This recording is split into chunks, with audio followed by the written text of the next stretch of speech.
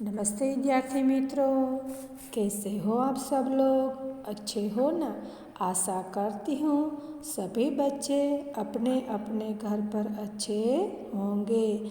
आज हम कक्षा 8 विषय हिंदी इकाई 4 कर्मयोगी लाल बहादुर शास्त्री जी। भारत के 9वें राष्ट्रपति श्री शंकरदयाल शर्मा का जन्म भोपाल मध्य प्रदेश में हुआ था।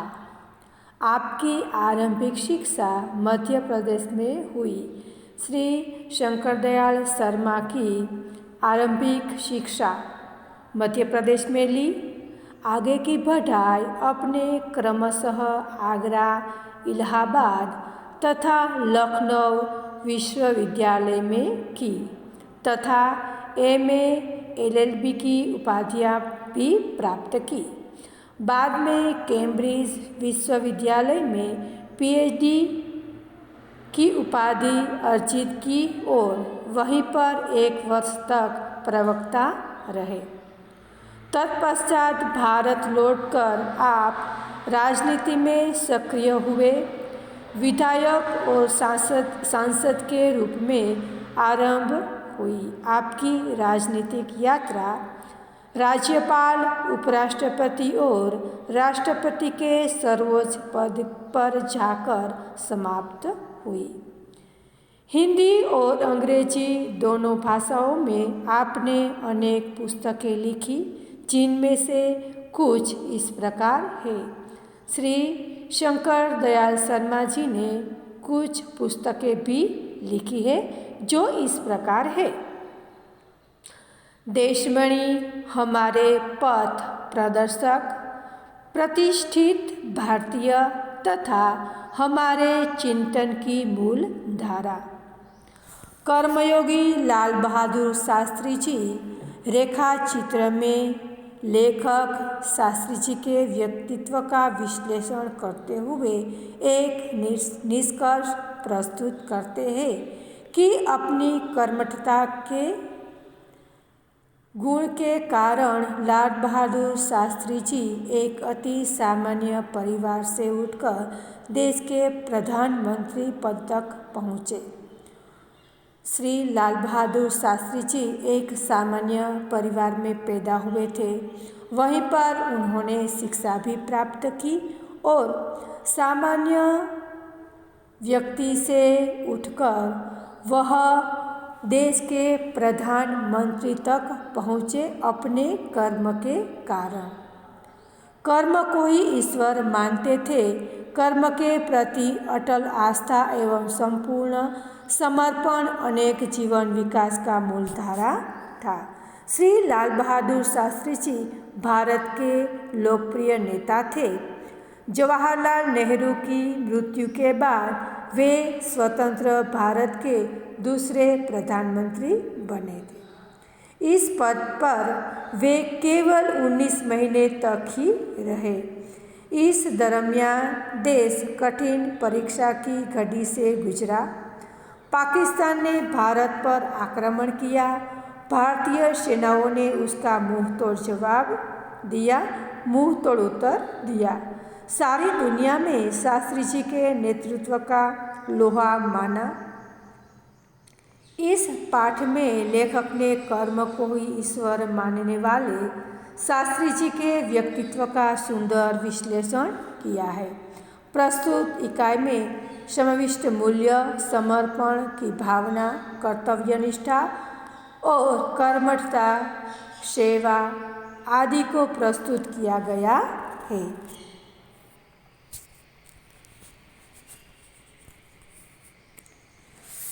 शास्त्री जी के नाम के साथ कर्मयोगी विशेषण जोड़ना बिल्कुल उपयुक्त है, क्योंकि मुझे तो उनका सारा जीवन ही कर्म से भरा हुआ मालूम पड़ता है। शास्त्री जी सामान्य परिवार से ऊपर उठकर देश के प्रधानमंत्री के जिस महत्वपूर्ण पद तक पहुँचे, उसका रहस्य उनके कर्मयोगी होने में ही छिपा हुआ है। श्री लाल बहादुर शास्त्री जी कर्म योगी के नाम से जाने जाते हैं, क्योंकि कर्म को ही वह ईश्वर मानते हैं, देश सेवा को ही ईश्वर मानते हैं। कर्म ही सबसे बड़ा धर्म है, यही वह सोचते हैं। कर्म ही ईश्वर है। वे उन लोगों में भी नहीं थे जो भाग्य पर भरोसा करके बैठे रहते हैं। वह कर्म करना जानते हैं, कार्य करना जानते हैं। वह ऐसे व्यक्ति नहीं है जो भाग्य के भरोसे बैठे रहे, यानी कि भाग्य में जो लिखा होगा वह होगा, भाग्य में जो है वही मिलेगा, ऐसा उसका व्यक्तित्व नहीं है। वह कार्य करने में मानते हैं, कर्म को ही ईश्वर मानते हैं। और अचानक कभी सफलता मिल जाती है, बल्कि वे उन लोगों में से थे जिनको अपनी हथेली के लकीरों के बजाय अपने चिंतन और कर्म की शक्ति पर अधिक भरोसा होता है। वे क्रमशः अपने जीवन का रास्ता बनाते हुए आगे बढ़ते हैं। वह अपने कार्य से वह अपना रास्ता खुद ढूंढता है, खुद ही अपना रास्ता बनाता है और उसी रास्ते पर वह चलता है। शास्त्री जी के लिए कर्म ही ईश्वर था और इसके प्रति बिना किसी फल की आशा किए संपूर्ण भाव से समर्पित रहते थे। वह कार्य करते हैं, कर्म करते हैं, लेकिन जिस तरह कृष्ण भगवान कहते हैं कि आप कर्म करिए, फल की आशा मत रखिए, इस तरह शास्त्री जी भी कर्म ही ईश्वर मानते हैं, कर्म ही करते जाते हैं, कभी भी फल की आशा वह नहीं करते। यहाँ तक कि जब भी उन्हें फल की प्राप्ति के अवसर मिले, तब भी उन्होंने उसे और हमेशा उपेक्षित दृष्टि ही रखी। उनका जीवन दर्शन गीता के निष्काम कर्मयोगी का प्रतिरूप था।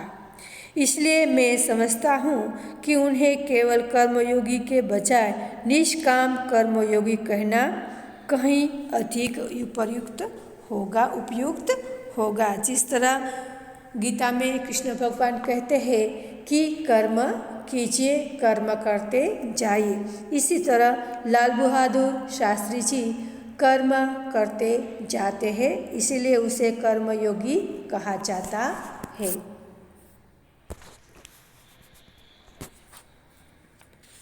अपने उद्देश्य के प्रति दृढ़ आस्था उस उद्देश्य को प्राप्त करने के लिए कर्म का भाव तथा उस कर्म के प्रति संपूर्ण समर्पण, ये तीन बातें मुझे उनके संपूर्ण चरित्र तथा जीवन दर्शन में दिखाई पड़ती है। अपने एक भाषण में उन्होंने इसी तरह के विचार व्यक्त करते हुए कहा था, यहाँ तक कि भले ही आप राजनीति क्षेत्र या सामाजिक क्षेत्र या किसी अन्य क्षेत्र में कार्य करते हैं, यदि आप उसमें सफल होना चाहते हैं, अपने दायित्व को पूरी तरह से निर्वाह करना चाहते हैं, तो आपके कार्य और समर्पण तथा भक्ति और कर्म में समन्वय होना चाहिए। उनकी तीन बातें मुख्य है: अपने उद्देश्य के प्रति दृढ़ता और आस्था, उस उद्देश्य को पाने के लिए कर्मयोग या अनुसरण, और तीसरा कर्म के प्रति पूर्ण समर्पण। शास्त्री जी मानते थे कि जीवन में किसी भी क्षेत्र में सफल होने के लिए समर्पित भाव से कर्म करना जरूरी है। कर्म के प्रति मन में भक्ति होनी चाहिए। मैं शास्त्री जी की सफलता का रहस्य उनके इसी महत्वपूर्ण चिंतन में मानता हूँ। साथ ही यह भी मानता हूँ कि किसी भी व्यक्ति, समाज और देश के विकास का रहस्य इसी भक्ति और कर्म के सिद्धांत में निहित है। शास्त्री जी का संपूर्ण जीवन श्रम, सेवा, सादगी और समर्पण का अनुपम उदाहरण है। उनके ये गुण केवल उनके कार्यों और विचारों में ही अभिव्यक्ति नहीं पाते थे, बल्कि उनको देखने से ही इन सभी भावों का एहसास हो जाता था। शास्त्री जी को कुछ कहते थे वही करते थे। वे जो कुछ भी करते थे वह राष्ट्र के लाभ के लिए ही करते थे। उनके अपने व्यक्तित्व में विचारों का अनोखा समन्वय था। वे जो कुछ करते थे वही करते थे। जो कुछ भी करते थे वह एकमात्र राष्ट्र लाभ की भावना से प्रेरित होकर करते थे। मुझे लगता था कि यह उनके चरित्र की एक बहुत बड़ी विशेषता थी, जिनके कारण देशवासी उन पर इतना अधिक विश्वास करते थे और उन्हें चाहते भी थे। वे विशिष्ट होकर भी जीवन सामान्य बने रहे। विनम्रता, सादगी और सरलता उनके व्यक्तित्व में घुल मिल गई थी। पंडित नेहरू जी की समृद्ध राजनीति विरासत को संभालना और उसे आगे ले जाने का काम कम कठिन नहीं था, लेकिन देश ने उसे समय यह साफ साफ देखा कि उसे संभालने के लिए ताकत शास्त्री जी में ही है, और शास्त्री जी ने अपने निर्मल चरित्र और दृढ़ संकल्प शक्ति द्वारा देश की इस आकांक्षा को पूरा भी किया था।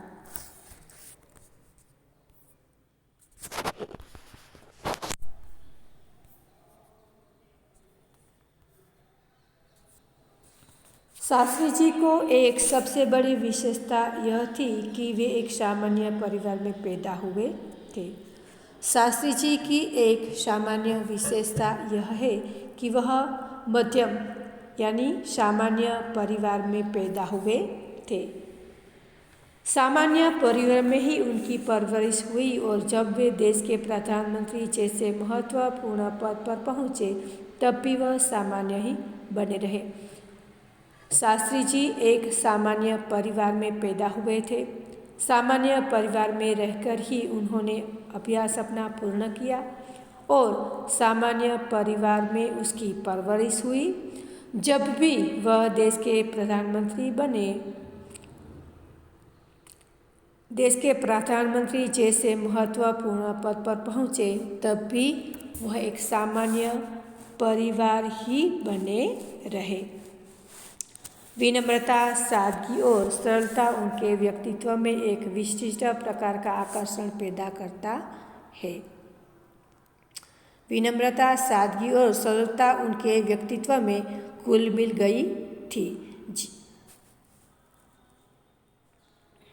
इस दृष्टि से शास्त्री जी का व्यक्तित्व बापू के अधिक करीब था और उन्होंने और कहना न होगा। विनम्रता, सादगी और सरलता उनके व्यक्तित्व में घुल मिल गई थी। वे जीवन भर महात्मा गांधी जी तथा डॉक्टर भगवान दास के आदर्शों पर ही चलते रहे। विनम्र ही पृथ्वी के वारिस बनेंगे।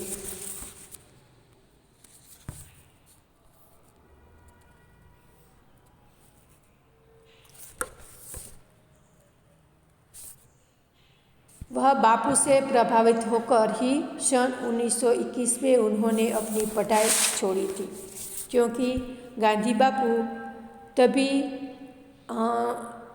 आंदोलन करते हैं देश को आज़ादी दिलाने के।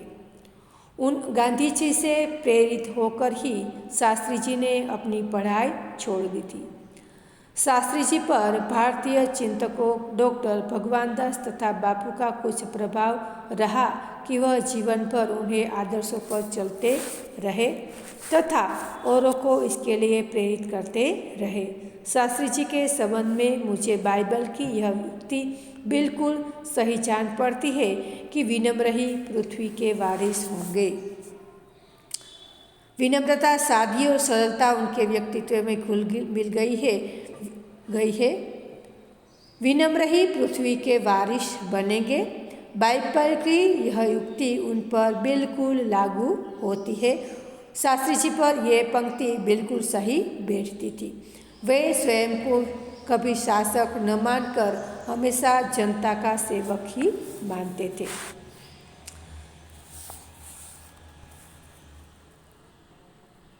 शास्त्री जी हमारे देश के स्वतंत्रता संग्राम में जब प्रवेश किया था, जब वे स्कूल में विद्यार्थी थे और उस समय उनकी उम्र 17 साल की थी। जब शास्त्री जी देश के स्वतंत्रता संग्राम में शामिल हुए तब वह स्कूल के एक विद्यार्थी थे और तभी उसकी उम्र मात्र 17 साल की थी। गांधी जी के आह्वान पर स्कूल छोड़कर बाहर आ गए थे। इसके बाद काशी विद्यापीठ में उन्होंने अपनी शिक्षा पूरी की। उनका मन हमेशा देश की आज़ादी और सामाजिक कार्यों की ओर लगा रहता था।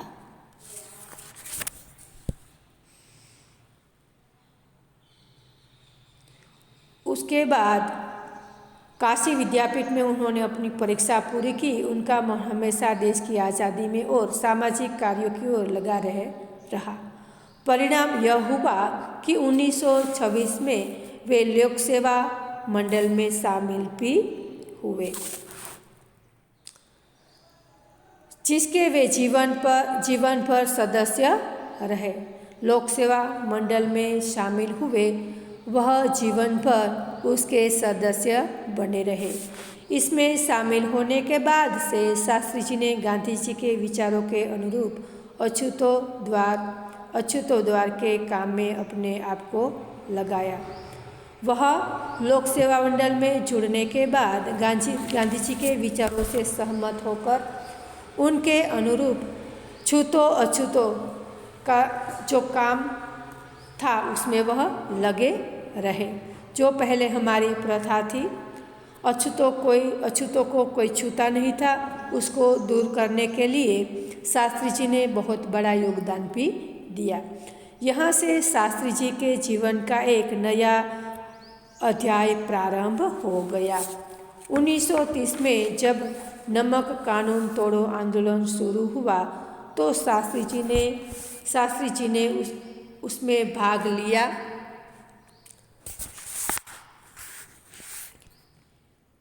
भी लिया। यहाँ से शास्त्री जी की जेल यात्रा की जो शुरुआत हुई तो वह सन 1942 के भारत छोड़ो आंदोलन तक निरंतर चलती रही। इन 12 वर्षों के दौरान वे 7 बार जेल भी गए। इसी से यह अंदाज लगाया जा सकता है कि उनके अंदर देश की आज़ादी के लिए कितनी बड़ी ललक थी। दूसरी जेल यात्रा उन्होंने सन 1932 में किसान आंदोलन में भाग लेकर की। सन 1942 की उनकी जेल यात्रा 3 वर्ष की थी, जो सबसे बड़ी जेल यात्रा थी। शास्त्री जी सन 1930 में नमक कानून तोड़ने सिलसिले में जेल गए। सन 1942 तक कुल मिलाकर वे 7 बार जेल जा चुके थे। बच्चों, हमने लाल बहादुर शास्त्री जी के बारे में हमने अभ्यास किया। उनके जीवन से हम माहितगार हुए और आगे का अभ्यास हम दूसरे भाग में करेंगे। इस भाग में हम यहाँ तक अभ्यास रखेंगे। Thank you. आभार।